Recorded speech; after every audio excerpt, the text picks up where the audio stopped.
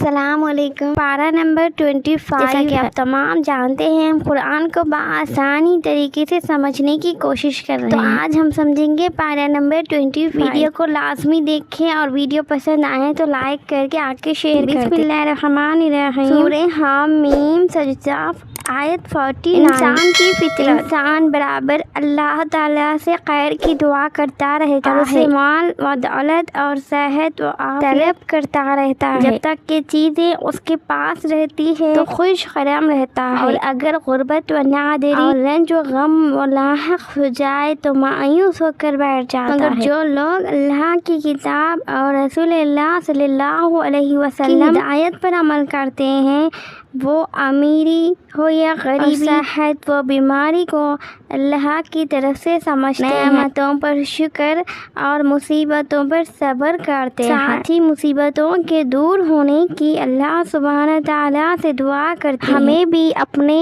اندر صبر و شکر کی صفات پیدا کرنا چاہیے۔ سورہ شورى آیت 15 میں ذکر ہے عدل و استقامت کا حکم۔ آگے سمجھنے کے لیے ویڈیو کو آگے پورا دیکھیں۔ اللہ سبحانہ تعالیٰ نے آیت 15 سورہ شورى میں ذکر فرمایا ہے کہ نبی کرم حضرت محمد مصطفیٰ صلی اللہ علیہ وسلم کو حکم دیا کہ لوگوں کو دین کی طرف بلاتے رہیے اور اس پر جمے رہیے اور ان کی خواہشوں کا نہ کیجیے، اور صاف صاف کہہ دیجیے کہ میں اللہ سبحانہ تعالیٰ کی پر ایمان رکھتا ہوں اور اسی کے احکام کے مطابق تمہارے درمیان فیصلے کرتا ہوں۔ اگر تم میری بات نہیں مانو گے تو قیامت کے دن اپنے برے اعمال کا حساب دینا پڑے گا، اور ہم اپنے اعمال کا حساب دیں گے۔ اس دن اہل حق کو جزا اور اہل شرک کو سزا ملے گی۔ سورہ شورى کی آیت 21 میں جزا و سزا کا وقت مقرر ہے۔ کچھ لوگ ایسے غلط عقیدے اور اعمال اختیار کیے ہوئے ہیں کہ اجازت انہیں اللہ اور اس کے رسول نے نہیں دی ہے، اور یہ گمان کرتے ہیں کہ ہم ہی پر ہیں۔ تو ایسے لوگ اللہ سبحانہ تعالیٰ کی پکڑ سے مطمئن ہو کر نہ بیٹھیں۔ اللہ کی پکڑ اور اس کے عذاب کا ایک دن مقرر ہے جو اپنے وقت پر آ کر رہے گا۔ اگر اللہ کی طرف سے ان کی پکڑ کا وقت متعین نہ ہو تو ان کے جرم کی وجہ سے فوری طور پر ان کو سزا ملتی اور اللہ تعالیٰ کو ان کا صفحہ ہستی سے مٹا کر رکھ دیتا۔ سورہ شورى آیت 27۔ روزی کی ہر جاندار کا رزق اللہ تعالیٰ نے اپنے ذمہ لے رکھا ہے، وہی ہر ایک کو روزی دیتا ہے، کسی کو کم تو کسی کو زیادہ، اور اس میں اللہ کی بڑی حکمتیں ہیں جن کو وہی جانتا ہے۔ یہاں اللہ سبحانہ تعالیٰ نے اس کی ایک حکمت یہ بتلائی ہے کہ اگر وہ سب کو ان کی مرضی کے مطابق و دولت دے دیتا تو سب زمین پر بغاوت و شرارت کرنے اور زمین کا نظام درہم برہم ہو جاتا۔ لہذا وہ اپنی مشیت اور ارادے کے تحت اندازے سے روزی اتارتا ہے تاکہ حسن و خوبی کے ساتھ دنیا کا نظام رہے اور ایک دوسرے کی ضرورت پوری۔ سورہ شورى آیت 30۔ مصیبت بدعملی کا نتیجہ ہے۔ بندے کو جو کوئی مصیبت یا سختی پیش آتی ہے اس کا سبب اس کے برے اعمال ہی ہوتے ہیں، تاکہ آئندہ کے لیے وہ اپنے چوکنا ہو جائے اور وہ توبہ کر کے گناہوں سے باز آ جائے۔ اس کے باوجود اللہ سبحانہ تعالیٰ بندے بہت سے گناہوں کو معاف کرتا رہتا ہے، یہ اس کے رحم کا اثر ہے۔ اللہ تعالیٰ ہمیں گناہوں سے بچنے کی توفیق عطا فرمائے۔ سورہ شورى آیت 45۔ سب سے بڑا خسارہ آدمی پر دنیا میں کتنی ہی بڑی مصیبت آ جائے، کاروبار میں کتنی بڑا خسارہ ہو جائے، آگ لگ جائے، سب جل کر خاک ہو جائے، پھر بھی وہ زندگی کے اسباب اکٹھا کر لیتا ہے اور پہلے کی طرح زندگی کو پرسکون بنا لیتا ہے۔ لیکن اگر اس نے اپنی آخرت کو تباہ کر لیا اور اپنے عیال کو غلط راستے پر ڈال دیا تو اس کا اور اس کی اولاد کا بڑا خسارہ نقصان ہے کہ اس کو پورا کرنے کے لیے دوبارہ دنیا میں آنے کی تمنا کرے گا، اس کی یہ آرزو کبھی پوری نہیں ہوگی۔ سورہ شورى آیت 48۔ شکر و صبر کی عادت ڈالو۔ پارہ 25 کے آیت سورہ شعراء آیت نمبر 48 میں شکر و صبر کا ذکر ہے۔ انسان کا ایک خاص مزاج یہ بتلایا گیا ہے کہ جب اسے نعمت ملتی ہے تو وہ بڑا خوش اور مگن ہو جاتا ہے، اور اگر اپنے کرتوتوں کی وجہ سے کسی تکلیف میں مبتلا ہو جاتا ہے تو ناشکری کرنے لگتا ہے اور ایسے بولتا ہے کہ جیسے اسے کبھی نعمتیں حاصل ہی نہ ہوئی تھی، حالانکہ اسے نعمت میں شکر اور تکلیف میں صبر کرنا چاہیے۔ آیت 23-24 سورہ زخرف۔ رسم و رواج سے بچو۔ معاشرے میں اکثر ایسا ہوتا ہے کہ جب کسی شخص کو اس کی کسی غلط روش یا طریقے پر ٹوکا جاتا ہے، قرآن و حدیث کی دلیلوں سے اسے سمجھانے کی کوشش کی جاتی ہے، تو آبا و اجداد کے رسم و رواج کو دلیل میں پیش کرتا ہے اور کہتا ہے کہ ہم نے اپنے بڑوں کو یہی عمل کرتے دیکھا ہے۔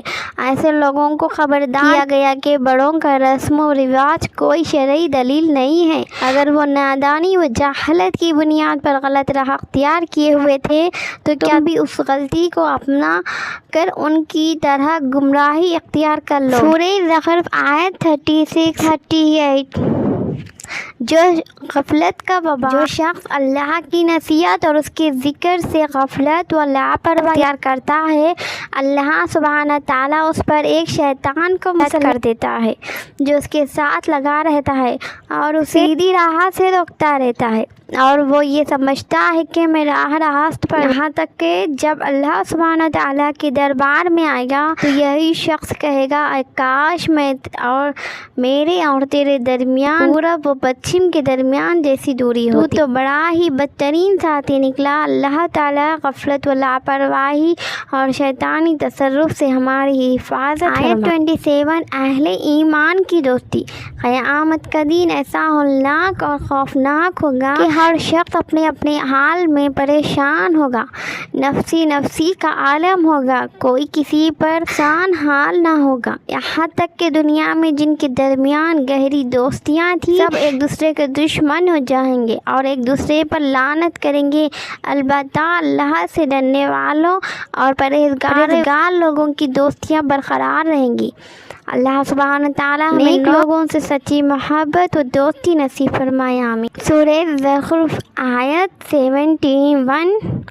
جنتی کی ہر خواہش دنیا میں آدمی خواہ کتنا ہی مالدار ہو جائے، دولت کے ڈھیر جمع کر لے، عیش و عشرت کے سارے اسباب اکٹھا کر لے، بھی اس کے دل کی خواہشیں اور تمنائیں ختم نہیں ہوتی اور ہزاروں خواہشیں جنازے کے ساتھ لے کر اس دنیا سے رخصت ہو جاتا ہے، لیکن جنت میں جنتی کی ہر خواہش و آرزو پوری کی جائے گی، یہاں تک کہ اس کے دل میں کوئی خواہش و آرزو باقی ہی نہ رہے گی۔ اللہ سبحانہ تعالیٰ ہمیں اپنے فضل و کرم سے جنت اور اس کی نعمتوں سے سرفراز فرمائے۔ آیت 8 میں اللہ سبحانہ تعالیٰ سے کوئی چیز پوشیدہ نہیں، شخص کتنی بھی اللہ تعالیٰ سے کوئی چیز پوشیدہ نہیں، کوئی شخص کتنی بھی خفیہ اور پوشیدہ میٹنگ کر کے یا کسی سے چپکے سرگوشی کرے، اللہ سبحانہ تعالیٰ کو اس کا پورا علم رہتا ہے، اسے کوئی چیز پوشیدہ نہیں رہتی،